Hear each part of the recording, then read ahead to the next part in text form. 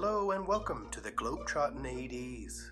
Since 2019, a way for athletic directors, activity coordinators, coaches, and friends to connect and collaborate no matter where they are around the world. We hope that you enjoyed the podcast and share it with anyone you think will enjoy it as well.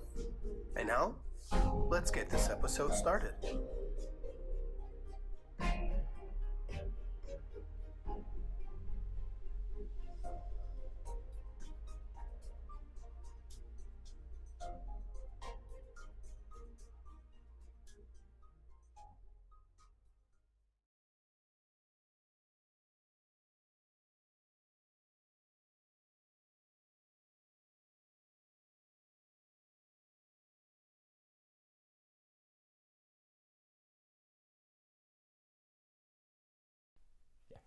Hi, everybody. Welcome to this week's episode of the Globetrottin ADs. This is our Nick and I's first one together for the new year for 2025, and we're really looking forward to diving in. We've got some cool information for you about an upcoming conference, ADs conference, and we have Joe Toler with us, a repeat guest who's going to give some information about that. But before we dive into all the information Joe has, let's say hey to Nick in Vienna. How we doing? Yeah, hey, pretty good. Back at it, Matt.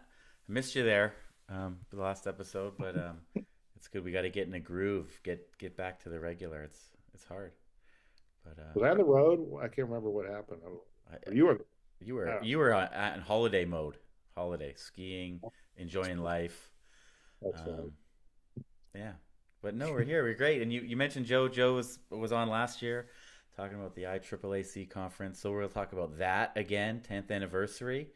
But he's been doing some cool things at his new school. So we're going to start and talk a little bit about culture and sports culture at our schools and some things that we've done that maybe other people can take and use and help improve their culture too. But before that, welcome back, Joe. Say hello. Yeah, appreciate it, guys. Yeah, hey, it's good to be back. It has been a while. Yeah, but it's always great to be with you guys. Thank you. You're welcome. We're welcome. And remind people that have short-term memory from a year ago, know where you are in the world right now and your school and all that. Yeah. I'm at the International School of London, Qatar. This is my second year with them, and we're building programs and making lots of things happen. And it's been quite an exciting year and a half of trying to put together a program for students and the community in large. So this is a great opportunity to talk with you guys about culture and what we've got coming up. Yeah, because it's been a lot of work. I know we were talking a little bit before we got on here. A lot of work putting that together, and but it sounds like the pieces are in place and things are moving right along. So that's always positive here. Yeah, I mean, it's been really incredible to see. Before coming into the school, there was a lot of student motivated activities going on. They're putting together teams. They're building different leagues among other schools, and it's just completely student run. And then going into that excitement already and formalizing it for them and putting together a practice program, with coaches, and then setting up a proper schedule against other schools, that are believing in the same thing and wanting a true games and a couple of seasons and starting to teach the community of what that means. So, going from last year to where we were at the basics of that, and then this year we've expanded so much into solidifying that on a local level, but then being a part of this new international conference as well. And so this year we've been able to travel. We've added that part and compete. And then we just left last weekend for hosting our first international tournament along, with co-hosting with ACS and providing that for our community. It's huge. It's such a game changer. Wow. It sounds like everyone's pumped, like talk about like building or changing culture. Like you're not changing culture that wasn't there. Like you're on the ground floor of just building the culture, right? Yeah, absolutely. Like, we're teaching the students how to compete and then starting to network. So really, like the cool thing is in the second conference or the second tournament that we just hosted, they're starting to see like, oh, I played you in volleyball in Bahrain, and now you're here with us, and we know each other, and so Yeah. that networking piece is just starting, and then building coaches to understand what that means and what that travel piece looks like, to our parent community, which supports, and how do they cheer at games, and what kind of things that how does it look like for us to be on the international spectrum of competing. So it's been really cool because we've done some great things. We've incorporated some pep rallies. We've did some really good opening ceremony clap-ins with the teams and introducing Cool. them and getting some music going, and it's been really cool. Wow. So I was just curious. You said earlier that some of the sports and the games you're organizing have been student led, and just curious, like because we're going to talk a little more about student led stuff. Sure. Well, maybe you can give an example about like what you're referring to. Yeah. So when I came in, they kept talking about, oh well, this group has been practicing as a volleyball team, and I'm like, oh okay, well what does that look like? What have they been doing? And uh, I thought it would maybe a couple afternoons a week they would just throw a ball around in the gym or hit it back and forth and stuff. I walk in and they've got their own kits, they've got their own uniforms happening. They've talked to about 3 or 4 different schools. They're setting up games, hiring referees on their own, Wow. and so they're like getting after it. But we also have that not just for volleyball, but also for soccer on a much larger scale. I mean, I learned about this. So it was run through by this 10th grader who had about 20 other schools on, Wow. and it was all broken down by divisions. He was working towards his personal project in this way, Yeah. but it was like, and so each team, and it's all on the ground level, right? Yeah. I mean, it's just, it was really cool to see. And Wow. then um, yeah, yeah. So But it cool. also, it's interesting too because it added a little different dynamic of of teaching the team and Mhm. the student coach what it meant to have an adult coach. Yeah. Yeah. And so it was a little bit of a Well, transition time, but it was still so inspiring to see from these kids. Wow. and understand what you're trying to accomplish. It's going to be a part of your program, so there's got to be some guardrails, if you will, right? But what Yeah. a boon for just the enthusiasm and the getting the ball rolling and getting kids engaged. Like that's a great place to start from. Yeah. Oh, absolutely. Absolutely.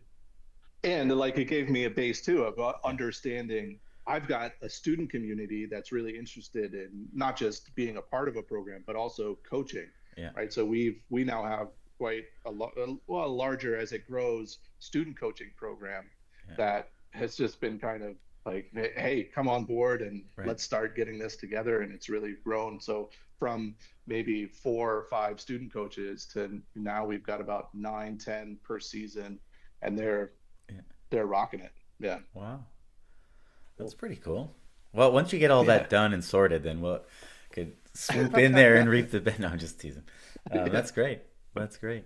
Well, we'll give you a bit of a break. We talk about culture. Obviously, Matt and our schools are good athletic schools. I think, Matt, we have a good culture of athletics, but you can always improve on things and get more kids to participate and stuff like that. So maybe Matt, why don't you share with us something that you've done in the last, I don't know, whatever, 10 years, more recent, that to improve the athletic Yeah, culture well, at AIS Budapest. I'll go a little more recent because it's fresher in my Yeah. memory. But no, this year we've put a lot of time, myself and a colleague of mine named Dom. We put a lot of time and effort in creating a new club at our school called the Blazer Athletic Council. Hmm. So there's been a need for that for a while, and I think just because of the craziness of, post-pandemic, really, with all the workload of getting things back to normal and getting trips going, all that stuff, like this was on the back burner for a little while. So this year it's been finally the year we've been able to say, right, we need to put this back in action, get it going, formalize it, make it a club. And so we've done that. It's been a lot of work to get it going, but this, like recently, we've been, I'd say in the last month or two, we've really starting to see some dividends paying off from it. I think the first one was we had a big, like a welcome back assembly for Hubie, of course, our famous alumni who made the Olympics as a swimmer and won gold, and then he was in Budapest again last month for in December for the World Championships, and had the chance to come back to school and show off his medals and talk a little bit about what it takes to become an Olympic champion and all that fun stuff. So our kids, our Blazer Athletic Council, ran that whole assembly in front of the entire school. So like, in front of 1,000 people, our kids were asking them questions and running the program and like running the floor, So that was really cool. And then more recently, they've been really helpful with helping me out with tournaments. I had a big swim meet last week. So the kids are helping out with runners and posting results and hospitality for coaches and working with the officials. And so that's one big highlight for us is the Blazer Athletic Council taking off in a positive way and getting there. We got like another component is social media. So they're creating posts for the Instagram, trying to get, so we're off to a good start there. So that's one big thing I'd like to shout out about. Yeah. That's awesome. That's super cool. Yeah. Yeah, it definitely takes time, but the more time you put in, the more you get out, right? Yeah. What about you, Joe? I mean, you talk obviously about a lot of different things, and it's a whole big program. But is there any small little thing that you're proud of that took off, or anything you've seen that you surprised you? Yeah, as we put things in place that we may think from times past are just normal parts of the program. One thing was we actually had an evening of the end of season awards that was right. So we recognized athletes, and it was nice to have just sort of a nice quiet evening just for those athletes to be recognized and to do it right. So we had a nice little spread happening, and then the parents came, the music and some presentations, and then gave the awards that we started to instill in our program, like the Fighting Heart Award, not just the most improved player, but the sports and spirit and sportsmanship and that type of thing. And it really did the athletes really, they stood a little bit taller, it was nice. And then the parents just really were appreciative, and it was a nice evening together. So, I mean, that was one. And then the other side was teaching our high school what a pep rally looked like, and really bringing the music and hyping up the team before they traveled to their tournaments. And, all those little bits and pieces of just what might seem like a normal instilled program, right? It's just that everybody's now talking about it. Like, oh, when's the next one? Or when are we hosting again? Or when are we, having another awards night? So it's nice. It's good that way. Yeah, that's cool. Geez, I think when you have things up and running, like we can't have a pep rally at our school. We just can't. People have tried. It's not going to work. Principal's not going to give us time. They're for whatever, good reasons, like, athletics is popular enough, or, we're busy or whatever it is. But, when you're starting fresh and you're bringing some of that things in, you have more excitement. Like you're laying the groundwork, like. Yeah. Well, it's really cool. I mean, you mentioned something too that is important is, everybody's in that mindset, even the administration, right? They understand that this is what we're building and they support it. So there's been a lot of leeway in schedules and making things happen. And like, even part of the tournament was during the school day. And so we had a crowd all day. And I mean, you know how it is to travel to another school and just kind of play in front of an empty stadium sometimes is difficult. But man, we brought the noise, and it was awesome. Oh, that's cool. I think I have to go like really small scale, I think, but I'm trying to, not that our school's perfect, but you try to add little things. So something I really think is a really little thing that I've added, is making a bigger impact than I would have imagined. I remember back in high school, when you were on a team, you got something on your locker, and people would decorate their lockers with all sorts of crazy stuff. So I got the idea of locker signs. So if you're on a team, we make a logo, says Varsity Boys Basketball or whatever, and we put it on your locker. It was really, I wasn't sure, it's a bit of work. They designed the things, they printed them out, we laminated them, we put them on. So it was a good amount of work. I wasn't sure if kids would peel them off, just going down and peel each other's off, or try to be, just be weird, put them up, move them on other lockers. The kid that doesn't play in anything all of a sudden has 20 on his locker. But no, they leave them, they love them, and if it doesn't, you forget somebody, like right away. I'm like, oh, I don't have mine. You forgot it. And when I really realized was last year, the week before school ended, I put a post out in our bulletin that said, hey, those locker signs are yours. If you want them, take them off your locker and take them home. If you don't want them, leave them there, and the cleaners will clean them up after school ends. And about 99% of the locker signs were gone. There were only a few left. So I thought, wow, that's pretty cool that they thought that much of them. So that was neat for the athletes themselves. And then just generally walking down the hall, you see how many people are in athletics when you go down the hall and you see all these lockers with signs on them. So I thought, as a sign to the teachers, that see all these athletes out there, and there's other kids themselves, like, oh, they have 2. I got 3 on mine, or, stuff like that. Yeah. So something small, but yeah. Are they starting to ask about them? Oh yeah, absolutely. We were a little late getting the winter up. It was like the 3rd week of the season, and people were coming in like, hey, what's the deal with locker signs? You're still doing them, right? Like, yeah. It's just, we'll get there. The athletic council's like 6 kids or whatever. So, it just, you meet every week and a half. So take some time sometimes. Yeah. Yeah. What else, Matt? What's going on? What else is something cool at AISB? At AISB? Well, another thing. That's your school, AISB. B. So one of the things we were talking about before we got on air, we've been trying to get going. I've been trying to get going here locally. We're really lucky here that nowadays we've got, including us, 7 international schools. Yeah. From small to us being the big dogs, of course. But just been trying to encourage more of these schools to get, and really it's worked out great with their programs taken off. We've had good long-standing relationships with 2 or 3 of them. But lately, within the last couple of years, there's been the French schools come on board. There's another British school, and they got ADs and who are also PE teachers. They're doing it all. These guys, schools, because they're smaller and they wear a lot of hats, but they're really getting to buy into the concept of more team sport opportunities for their kids.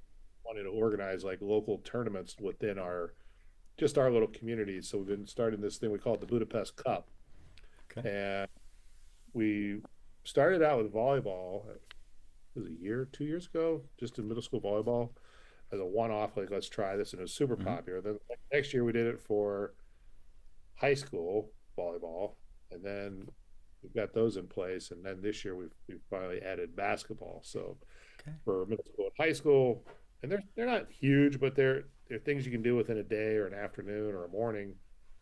It's just trying to raise the level, right? Trying to get things more on par with what we can do that's in line with what we're trying to do in our SKIS competitions and our DVAC competitions. The schools are also a part of that, but some of them aren't. Cool. That's been paying off for us because it's getting our kids, and it's worked out well because it's fairly competitive, I would say. Like you're the larger school, there's a tendency that you're probably going to win because of numbers and whatnot, but it hasn't been the case. Yeah. So that's been good to see too. Like it's cool. The competitive piece has been there. Budapest Cup champs. Is that banners for the gym, or it's not on that level yet? We haven't gotten that far. Okay. You could though. You definitely need to celebrate at the awards. If you. So it's an extra layer. It's local. So we're not, we're not having to worry about traveling too far. We can host a course at our school if we can. Yeah. We're not hosting a robotics tournament like this weekend. I can't host anything because there's a robots tournament, but that's okay. We'll be there for that. It's cool. All right, Joe, you get cool. a curveball. All right. Be ready, but yeah. I'm sure you'll knock it out of the park. What is something that you thought would really fly as you're building this program in the last year and a half that just did not work? Can't all be great. It can't all be great. Yeah. Or just not as well as you thought it would. No. Yeah, it's a work in progress. A huge thing for me is I didn't realize how much the students and athletes were participating in clubs and other activities in the program beyond the normal school day. Mm-hmm. So, to put in a practice program where, you might think, at the high school level, we should be practicing 5 days a week, an hour to an hour and a half a day, or even 3 days a week. Yeah. I've had to kind of scale back a little bit and not just look out for their schedules, but also for the parents that commute and their siblings are at school and they're all in one car kind of thing. We're still trying to set up a practice schedule that works and that's consistent, because a lot of our kids they go to academy football, they go to academy basketball, and some of them play at very high levels. So you're like trying to manage this while still understanding and promoting the importance of a school team culture. Right. Of like, okay, you've got stuff that you pay for, you've got those activities, but here we're providing this for you, and like you get a chance to play with your classmates, you get a chance to play with your peers and really get to know them outside of the classroom or hanging out at lunch or wherever. So we're building that. So that was a little bit of a shock for me, and it's still a hurdle. I mean, I admit I walked out to the football field and, half the seniors are missing today. And it's like, come on, what happened? Has there been any communication? All that kind of stuff. Yeah. So that's building the culture, right? Of the importance of that, not just getting together and playing a game or whatever, right? Exactly. Yeah. Absolutely. Yeah. Just curious, does your school community, they have a lot of options for outside of school training or clubs and all that? They do. I mean, they've got the big hitters, right? So football, basketball, volleyball. You can find badminton. You can even table tennis doing. And then depending on your level, obviously there's different professional clubs out there or different clubs and academies that you can have. But we're in everything. I mean, we have some students that participate in Irish dance and at a pretty high level, or gymnastics, and so it's a pretty wide variety of things that are offered in the you wouldn't think that would they be open to the international community as well, right? All those places. Cool. Yeah, absolutely. Yeah. Cool. Well, my second one, I think, something I did a long time ago, but I've been thinking about it recently, is signage.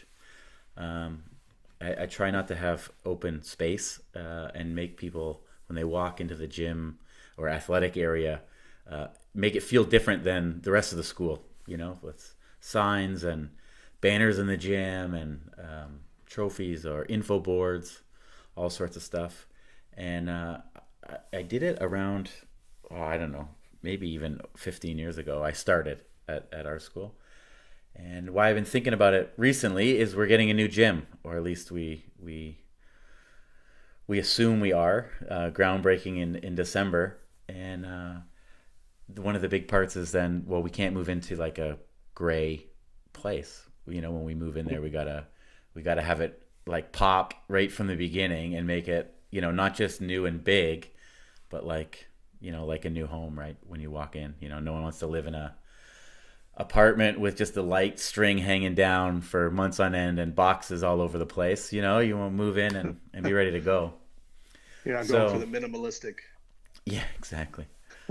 So that's not easy, and I think, to anyone out there, like, never underestimate just what a big logo, your logo on a big wall, can do, right? You don't have to be a big graphic designer or anything like that, or have something super fancy. Just, have your big blazer, Sparky right there, bam, huge, and kids are gonna love it. So yeah, it's something I've been thinking about. Yeah, it's super cool. Anytime you move also into a new facility, right? There's a lot of pressure to kind of stamp it your own right away. Yeah. Kukri Sports is a clothing brand that specializes in providing the world's most prestigious schools with bespoke made and designed team uniforms. If you're frustrated by inconsistent colors, branding, cost, and sizing across your teams, then it's time to email someone at Kukri Sports today. When you email contact@kukrisports.com, tell them about the Globetrottin ADs, and you'll receive a special offer on your coach or PE staff order. Some great stuff happening all around, and that also goes for Bangkok in May. So, Joe, 10th anniversary of the IAAAC conference. Oh my gosh, we are so pumped. Yeah. Yeah. I mean, to be already at the 10th one, obviously, I mean, discounting the few years off with COVID, right? Of course. Or the years that shall not be named, kind of thing. We're just excited to be already at the 10th one, and for it to have gone this long and grown to the extent that it has. It's just been really amazing. And we've got a lot of great things happening in this one, where it's a fantastic keynote speaker with JP Nurbin coming in, and then we've just gosh, what am I saying? That's okay, I can cut it out. So we've just added Martin Brockman, who is a big time in athletics, and also his performance pathways program. So he's coming, and so cool.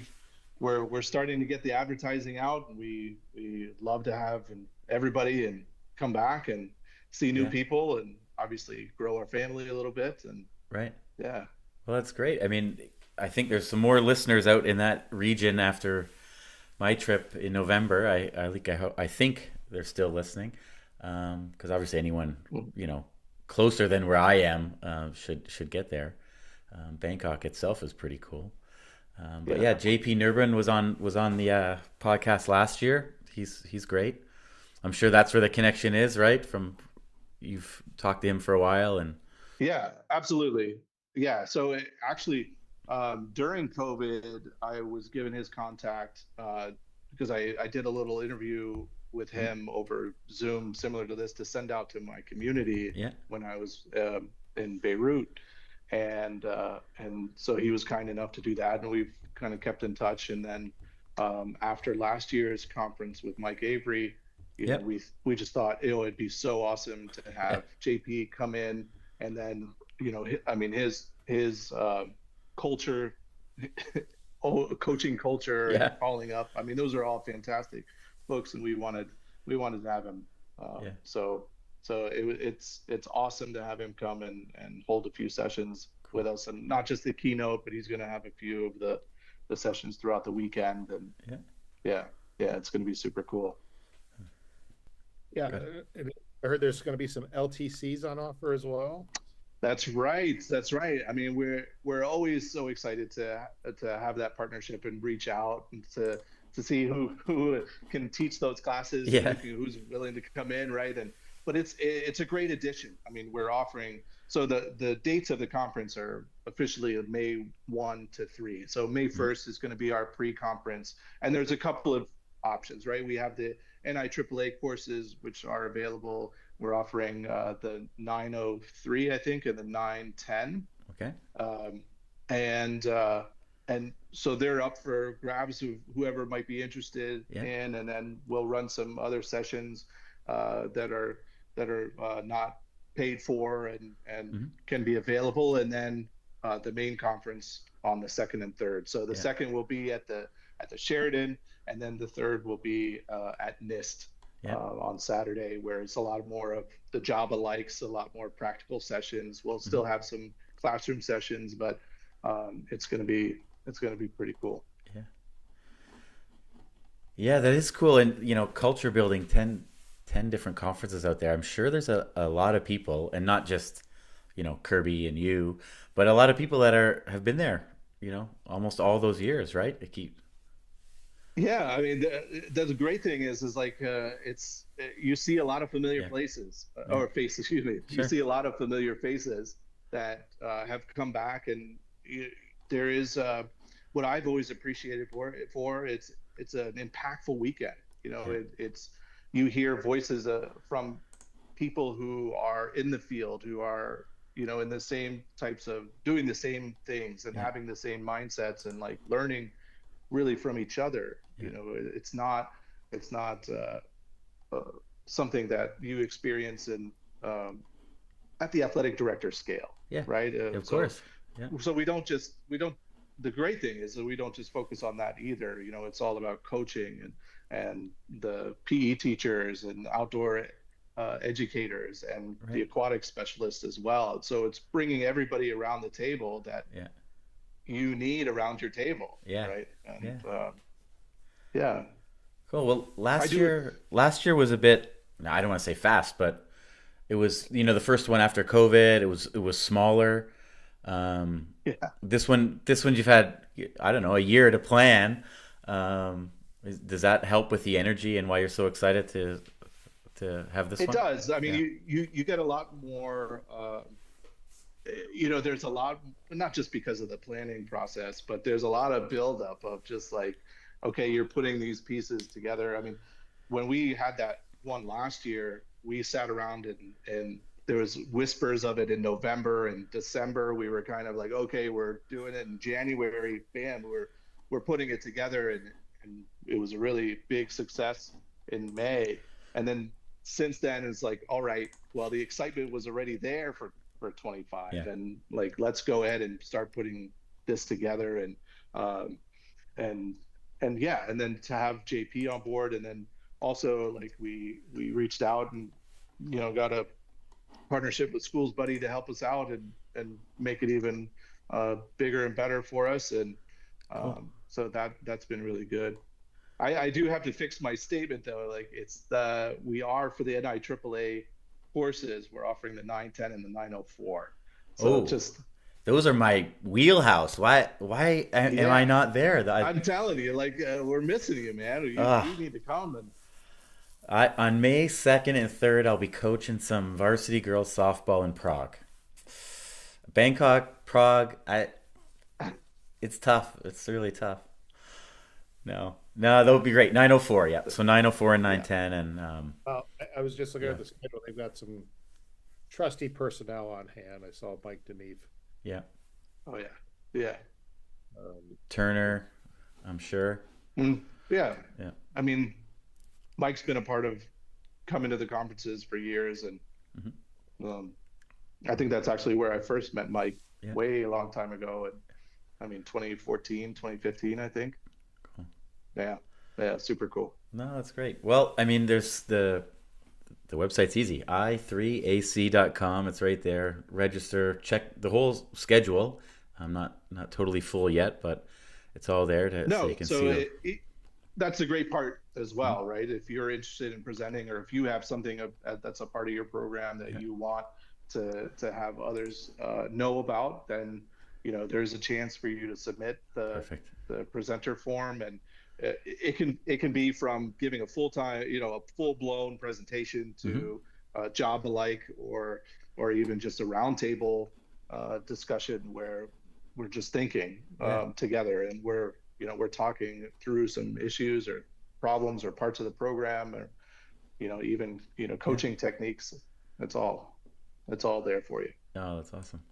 Yeah, and still to present, I think anyone, any AD out there has something to share, right? Even if it's something, some cool things at your school, or practical tips, or that you've learned. And just the more people that present and get out there the better, right? I think people are Yeah. often a bit shy to do that, especially for the first time. And then, yeah, Yeah, and that's the really great part is everybody's just so supportive I mean, coming in, yeah, there's just an automatic connection, and I think it was even brought up with last year with the theme of being united.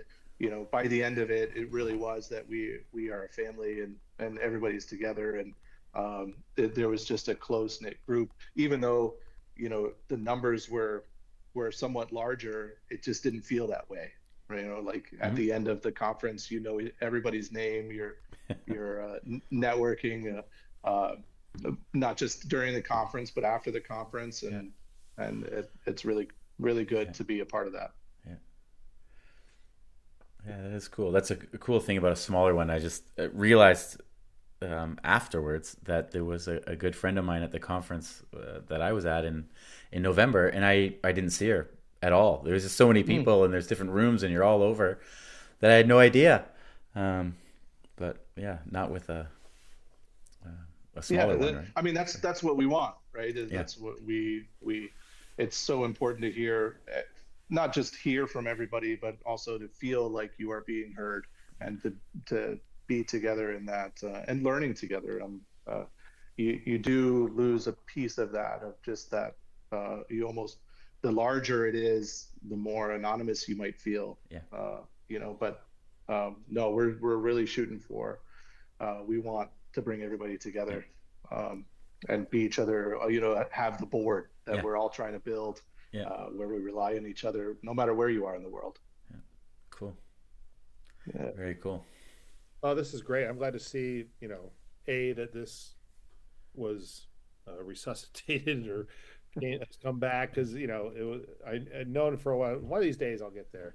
It's again, for that weekend is tough, but definitely plan at some point getting there, because I know that the connections there that are made are so valuable, and the PD and the discussions that there's always some amazing takeaways you can get out of this type of content. And I think the aquatics piece is great. Like I think it'd be perfect we have our aquatics guy.